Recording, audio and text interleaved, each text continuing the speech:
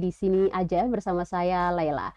Dan hari ini kita akan bahas wilayah pesisir dan ini edisi lanjutan dari pembahasan wilayah pesisir NTB sebelumnya, dan spesial kali ini kita akan membahas wilayah pesisir di Kota Mataram, khusus Kota Mataram. Dan seperti yang kita tahu, Kota Mataram memiliki garis pantai cukup panjang sekitar 9 kilometer dan tentunya memiliki potensi ekonomi yang luar biasa. Dan bagaimana memaksimalkan potensi ekonomi ini, kita akan membahas ini bersama Kepala Dinas Perikanan Kota Mataram, Bapak Bahtiar Yulianto, sudah hadir di sini bersama kami.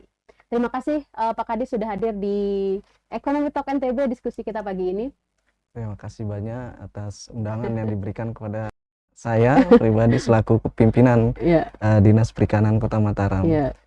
Jadi mudah-mudahan diskusi ini bermanfaat dan memberikan banyak kemaslahatan untuk masyarakat, khususnya masyarakat pesisir yang ada di Kota Mataram. Oke, Pak Kadis, tadi saya sempat menyinggung soal garis pantai kita yang panjang 9,2 km dan tentunya ada potensi ekonomi yang luar biasa, Pak Kadis. Nah, bagaimana Pak Kadis melihat wilayah pesisir ini sebagai dalam konteks ekonomi di NTB secara keseluruhan? Baik. Sepanjang yang kita ketahui bahwa garis pantai kita itu menurut yang ada di rencana tata ruang wilayah itu sepanjang 9,2 km, di mana garis pantai ini berpotensi besar terhadap peningkatan kesejahteraan masyarakat, khususnya masyarakat pesisir apabila dikelola dengan baik. Jadi baik potensi ekonomi maupun potensi produksi ikan yang ada di pesisir pantai ini diharapkan bisa memberikan kontribusi terhadap kesejahteraan masyarakat tadi, khususnya masyarakat pesisir, di mana masyarakat pesisir ini perlu diberikan edukasi terhadap bagaimana cara mengelola atau meningkatkan pendapatan yang berdampak pada kesejahteraan mereka. Oke. Itu progresnya itu sejauh mana sekarang, Pak Kadis? Apakah warga kita di wilayah pesisir, para nelayan kita belum nyampe pada tahap yang Pak Kadis jelaskan tadi? Kita secara bertahap memang di dalam program-program yang ada di Dinas Perikanan, ada beberapa program yang kita berikan khususnya untuk peningkatan kesejahteraan masyarakat, khususnya nelayan, seperti pemberian bantuan peralatan, edukasi terhadap bagaimana mengelola lingkungan dengan baik, karena itu juga berpengaruh terhadap hasil produksi ikan tangkap yang ada di pesisir Kota Mataram, termasuk juga bagaimana mengelola masyarakat itu dapat mengelola peningkatan hasil produksi, mengelola hasil perikanan seperti pembuatan abon, pembuatan pindang dengan baik. Itu kita memberikan program-program pelatihan dan lain sebagainya agar nilai menjadi lebih bertambah bernilai. Jadi nggak dijual mentah begitu saja, ketika diolah, dikemas, ada nilai tambah di situ, jadi pendapatan juga meningkat, kesejahteraan juga akan menuju ke sana. Apa komoditas unggulan kita, Pak Kadis, di wilayah pesisir? Di wilayah pesisir ini komoditas unggulan kita itu ada ikan konsumsi ikan konsumsi utama itu seperti tongkol, kerapu, languan, kakap merah, kakap putih dan lain sebagainya, termasuk produksi bukan ikan seperti bukan ikan itu artinya udang, cumi dan lain sebagainya. Jadi produksi ini diharapkan dapat meningkat dengan cara memberikan pengetahuan kepada para nelayan, bagaimana cara menangkap yang baik, bagaimana cara menggunakan alat tangkap yang baik, dan bagaimana memitigasi keadaan lingkungan pesisir itu dengan baik. Mungkin itu yang bisa dijelaskan sementara. Jadi komoditas kita sebenarnya banyak banget, Pak Kadis, dan enak-enak. Tadi nyebut berbagai macam jenis ikan tuh kalau dibakar wilayah pesisir itu enak banget, Pak Kadis. Dan kalau kita lihat ini berdasarkan pengamatan saya pribadi, Pak Kadis, kalau nelayan-nelayan kita di wilayah pesisir rata-rata masih bersifat tradisional gitu. Mungkin apa dukungan dari dinas untuk mengupgrade lah nelayan-nelayan kita, mungkin dari sisi infrastruktur nelayan apa segala macam agar lebih modern dikit lah gitu. Baik, jadi apa yang telah dilakukan oleh Dinas Perikanan ini tentunya memberikan pembelajaran kepada para nelayan ini bagaimana mereduksi teknologi tangkap para nelayan ini, termasuk teknologi digitalisasi. Digitalisasi artinya kita berupaya memberikan bagaimana memasarkan hasil tangkapan, hasil ikan ini masuk ke dalam platform-platform digital seperti misalnya sekarang TikTok. Jadi tidak hanya dipasarkan di pasar pada tradisional, itu memberikan nilai tambah atau memberikan akses yang lebih luas ke pasar modern kepada para nelayan tersebut.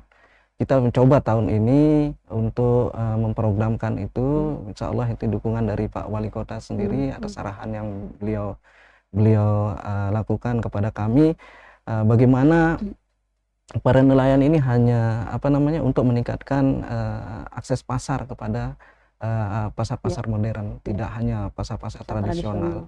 Yang kedua, kita memberikan infrastruktur seperti dukungan infrastruktur tadi itu alat tangkap modern, memberikan mencoba merancang cold storage, terus dermaga sandar terpadu. Jadi alhamdulillah pada tahun ini dengan program dari Kementerian Kelautan dan Perikanan kita mendapat program Kampung Nelayan dan Koperasi Merah Putih secara terpadu yang ada wilayah Bintaro. Mudah-mudahan itu bisa bermanfaat dan memberikan daya gedor terhadap para nelayan ini untuk meningkatkan hasil tangkapannya dan memberikan lagi-lagi memberikan kesejahteraan yang meningkat kepada masyarakat, khususnya masyarakat pesisir dan masyarakat nelayan. Ya, itu proses menuju ke sana. Dan tadi saya senang sekali apa yang disampaikan Pak Kadis untuk digitalisasi para nelayan wilayah pesisir. Karena trennya sekarang Pak Kadis, orang jualan kalau nggak muncul di sosial media itu nggak jualan deh gitu. Iya, betul. Jadi termasuk itu bakal segera nggak Pak Kadis atau sekarang? Kita secara bertahap. Kami sedang mengkaji hal itu. Kami telah berdiskusi kepada teman-teman di Dinas Perikanan, dari responnya sangat bagus dan mudah-mudahan ada menjadi inovasi terhadap kerja-kerja program di Dinas Perikanan Kota Mataram. Oke, kita tunggu Pak Kadis. Nanti siapa tahu muncul di FYP TikTok. Ikan di mana gitu. Ikan di wilayah Kota Mataram tuh viral, terus diburu orang, datang wisata, ekonomi berputar di situ. Dan itu juga kan untuk memberikan sekarang kan kalau kita lihat di pesisir Kota Mataram itu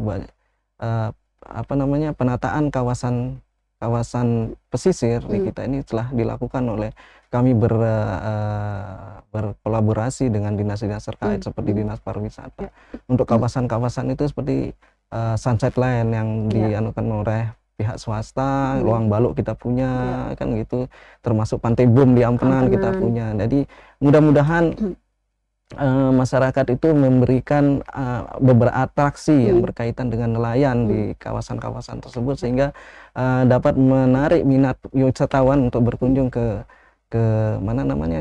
wilayah-wilayah pesisir. Di samping itu juga untuk meningkatkan atau menaikkan daya tarik wisata kuliner, kita usahakan wisata kuliner. Jadi wisata kuliner khusus seafood ya.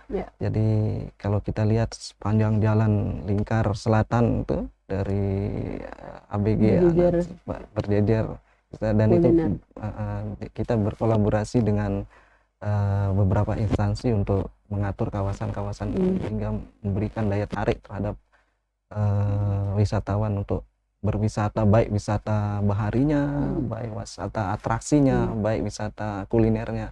Jadi terintegrasi di dalam satu kawasan pesisir pantai selatan Mataram yang panjangnya itu adalah 9,2 km. Itu merupakan potensi yang sangat besar untuk kita gali sesuai dengan arahan Pak Wali Kota, Pak Wanti-wanti, tolong dijaga pantai kita ini dengan panjang garis pantai yang sebesar itu bagaimana diusahakan pantai itu menjadi bersih, pantai itu menjadi daya tarik oleh wisatawan. Dan emang tadi yang disampaikan Pak Kadis itu potensi pariwisata kita juga di wilayah pesisir sangat menjanjikan ya, dan memang harus dijaga dan harus ada yang menarik untuk membuat orang datang Pak Kadis. Mungkin wisatanya sunsetnya luar biasa, terus sentra ikan kita mungkin Pak Kadis. Mungkin ada rencana penataan yang lebih modern kekinian gitu Pak Kadis untuk itu. Rencana itu ada gitu. Tapi untuk tahap awal kita ini kita diberikan arahan bagaimana pantai itu bersih dulu. Bagaimana? Itu tantangan untuk kita, tantangan untuk Kota Mataram, menjaga kebersihan kawasan, terutama kawasan pantai. Pak Wali berkali-kali menekankan. Kadang-kadang kita kan bergotong royong setiap hari Jumat khusus untuk di pantai itu, karena pantai kita ini, Kota Mataram ini kan merupakan wilayah-wilayah hilir.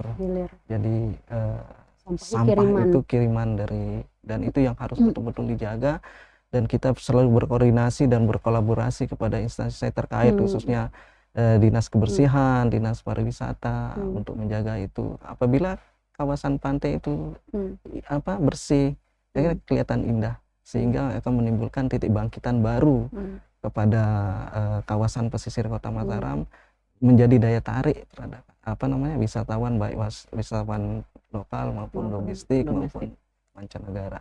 Itu harapan ke depan ya.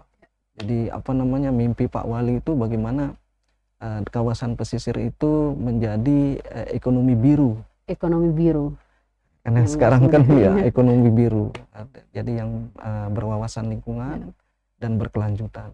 Bertahap dulu, dari kebersihan dulu, ditata dulu. Terus kemudian pembinaan baru nyampe kepada tahap-tahap yang lebih masif lah. Ini menarik sih kalau kita bahas wilayah pesisir Kota Mataram. Ada Lawang Balok kita keren banget. Terus tadi ada Pantai Bum gitu. Itu nggak pernah sepi. Apalagi kemarin di Lawang Balok pedagang-pedagang itu diserbu Pak Kadis. Tapi kayaknya kita belum ada ikon kuliner ikan yang kayaknya dikenal orang gitu Pak Kadis. Kita ada nggak yang kayaknya harus jadi ikon kita gitu? Ikon kita kan makanan khas Lombok ya. Makanan khas Lombok. Menurut saya ya. Makanan khas Lombok itu kalau kita beli kuliner masakan yang ada di pesisir barat itu, pesisir barat teman-teman, sepanjang jalan Dr. Sujono ya kalau nggak salah. Dr. Sujono itu ada ikan berbagai macam ikan, dan bumbu khas masakan Sasak. Enak banget, enak banget ya. Ada bumbu kuning kan gitu, ada sambal terong, ada sambal terasinya, luar biasa kan. Nah itu yang, dan itu sudah diakui rasanya sama teman-teman wisatawan yang berkunjung ke daerah pesisir barat. Dan di setiap wilayah itu memang ada kuliner-kuliner khasnya. Misalnya kalau kita ke Lawang Balok, deretan sepanjang Dr. Sujono itu ikan bakarnya itu best. Cobain deh. Kemudian ke Bintaro atau ke mana gitu. Itu ada seafood yang ini. Jadi pilih aja mau ke pesisir mana, ada kuliner ikannya di situ. Jadi pilih aja makan di situ. Iya betul. Tinggal dipilih aja. Dan itu khas masakan Sasak. Jadi kalau masakan Sasak itu lebih kental atau lebih tajam ke rasa gurihnya. Kalau di Jawa itu kan lebih manisnya ya. Kadang-kadang ada joke gitu, kalau kita makan rawon di Jawa itu katanya kolak daging. Karena manis kan gitu. Tapi kalau di Mataram ini khusus masakan Sasak itu kan kental rasa gurih dan luar biasa, yang bumbu lengkap. Bumbu bikin seger deh. Apalagi sambalnya ya. Kuah kuning. Betul. Ditambah dengan sambal. Betul. Terkait dengan UMKM dan juga potensi ekonomi, tentunya para nelayan butuh akses permodalan Pak Kadis. Nah, bagaimana akses permodalan kita di sana? Apakah sudah merata atau memang ada terkendala hal lain? Kita mendorong para nelayan itu untuk mendapatkan kredit usaha ringan yang ada di perbankan. Kita mencoba untuk memfasilitasi itu terhadap permodalan yang mereka gunakan. Di samping itu pada waktu-waktu berselang kita berusaha untuk mendorong memberikan bantuan yang pada saat ini yang paling mudah kita lakukan, bantuan mesin, bantuan alat, sehingga mereka dapat secara optimal untuk meningkatkan hasil tangkapan itu. Karena memang ada beberapa kendala terutama di pesisir barat pantai kita itu yang adalah cuaca ekstrimnya. Cuaca ekstrim itu yang perlu kita mitigasi secara dini sehingga dapat memberikan atau mencegah para nelayan kita tidak tidak loss terhadap keadaan cuaca ekstrim. Termasuk penataan kawasan dampak dari cuaca ekstrim itu kita mitigasi dan berusaha untuk memberikan daya cegah atau daya rusak terhadap daerah-daerah pesisir seperti pembuatan tanggul, pemecah ombak, dan penanaman kembali mangrove maupun penyulaman dari terumbu-terumbu karang yang ada di kita. Dan itu kita sudah kerjasamakan dengan pihak perguruan tinggi khususnya UNRAM. Untuk melakukan kajian dan penyulaman terhadap terumbu karang yang ada di spot-spot yang ada di pantai barat pesisir barat Kota Mataram. Karena di UNRAM kan ada Fakultas Kelautan. Jadi kita minta bantuan untuk mengkaji itu, kalau bisa memberikan edukasi kepada para masyarakat pesisir barat pantai di Kota Mataram ini, bagaimana mengelola atau memberikan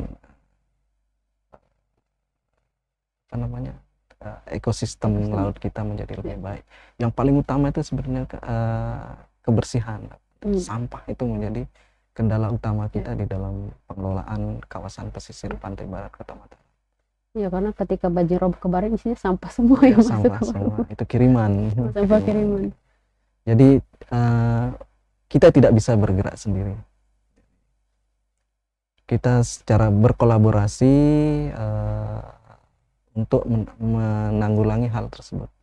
Baik dinas kebersihan, dinas untuk mitigasinya untuk BPBD, termasuk aparat yang ada di Kota Mataram. Arahan itu jelas oleh Pak Wali. Selalu kita diberikan arahan, diberikan petunjuk untuk menjaga kawasan-kawasan ini, yang kawasan-kawasan potensial kita yang ada di pesisir itu, bagaimana dia bisa menarik wisatawan dalam rangka peningkatan pendapatan masyarakat yang pada gilirannya akhirnya meningkatkan kesejahteraan masyarakat, khususnya masyarakat pesisir. Karena muara tujuannya pasti kesejahteraan masyarakat. Tapi prosesnya kan panjang juga tadi, mulai dari masyarakatnya, terus menjaga kebersihan, karena ini bukan tugas pemerintah aja, ini kita kolab sama-sama gitu. Kalau masalah kita bicara cuaca ekstrim dan iklim, Pak Kadis, ya ini kayaknya tiap tahun kita selalu kena gitu. Betul. Dan itu tadi yang disebutkan akan ada pembuatan pemecah gelombang dan sebagainya. Itu dalam waktu dekat Pak Kadis? Sudah kita laksanakan secara bertahap sesuai dengan anggaran kita kan gitu. Anggaran Dinas PUPR Kota Mataram telah melakukan itu dan mencoba untuk membangun tanggul-tanggul dan pemecah gelombang untuk mencegah abrasi yang ada di pesisir Kota Mataram. Karena kan tinggi muka air kita ini selalu naik, jadi rasa-rasanya panjang pantai kita semakin terkikis gitu.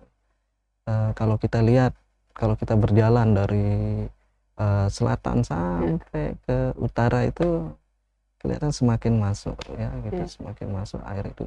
Dan itu pembangunan pemecah gelombang dan pembangunan tanggul itu sudah dilakukan oleh pemerintah kota, khususnya Dinas PU Kota Mataram, secara bertahap sesuai dengan anggaran yang kita miliki. Itu menjadi perhatian khusus oleh Pak Wali Kota. Dia care terhadap kawasan kita yang Kawasan ada di pesisir. pesisir. Karena sangat potensial sekali Potensi, untuk betul. menuju tujuan yang Tujuan tadi disebutkan. yang anunya Ya. itu apa namanya, menuju ke ekonomi biru tadi biru. dan sustainable development. Wah, ini kayaknya tadi pemecah gelombang tanggul kayaknya sangat penting Pak Kadis. Iya, Tadi betul. disampaikan pantai semakin terkikis. Kalau keterangannya dari Sunset Land, dulu Sunset Land itu jaraknya dari bibir pantai ke Sunset Land itu sekitar 40 meter. Sekarang cuman sekitar kayak 3 meter aja Iya, Pak Kadis. betul, betul. Kita prihatin ya Iya. dengan itu. Itu cuaca. Oke. Yang Memang alam itu yang kadang-kadang tidak bisa dipredik, unpredictable, tidak bisa diprediksi. Jadi, tapi kita bisa mengantisipasi dengan cara mencoba preventif ya, secara dini untuk memberikan peringatan-peringatan terhadap warga-warga kita yang ada di pesisir barat Pantai Ampenan atau di pesisir barat Kota Mataram. Itu dampak itu coba diminimalisasi sekali oleh pemerintah kota, sehingga hal-hal yang tidak diinginkan ya, yang begitu tidak diinginkan dapat dihindari sedini mungkin. Itu kita bekerja sama dengan BBBD biasanya, BBBD untuk memberikan peringatan dini terhadap itu. Termasuk juga para nelayan. Jadi kalau ada cuacanya tidak bagus ya dianjurkan untuk tidak melaut, gitu, untuk menghindari korban-korban yang begitu langkah-langkah preventif yang dilakukan oleh kita. Berusaha terus gitu, tidak ada usaha yang berhenti kan, terus berusaha. Memang harus berkelanjutan ya, kalau berhenti ya nggak Iya. Dan apa ya Pak Kadis, kalau kita pesisir cenderungnya nelayan tradisional, kayak jauh dari kata modern gitu. Dan bisa nggak kita di Kota Mataram ini menghidupkan wilayah-wilayah pesisir yang melibatkan anak-anak muda untuk terlibat di situ Pak Kadis? Betul sekali. Jadi sekarang ini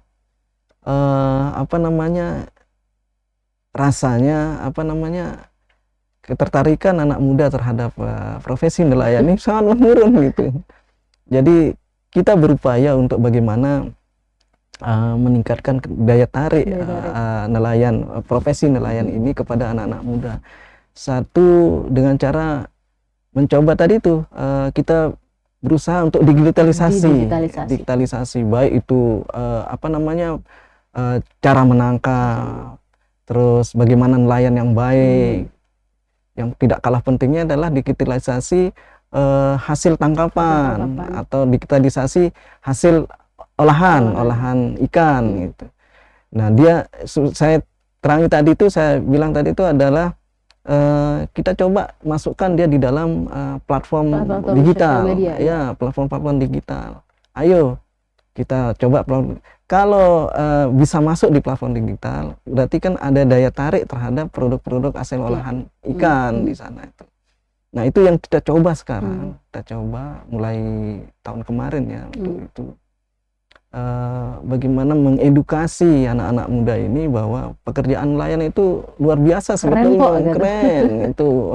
Karena kita kan nenek moyang kita seorang pelaut, iya kan, nenek moyang kita seorang pelaut. Jadi jangan sampai ditinggal profesi ini, karena di samping itu kebutuhan akan protein dari hewani juga sangat sangat mendukung. Apalagi sekarang ada program makan bergizi gratis.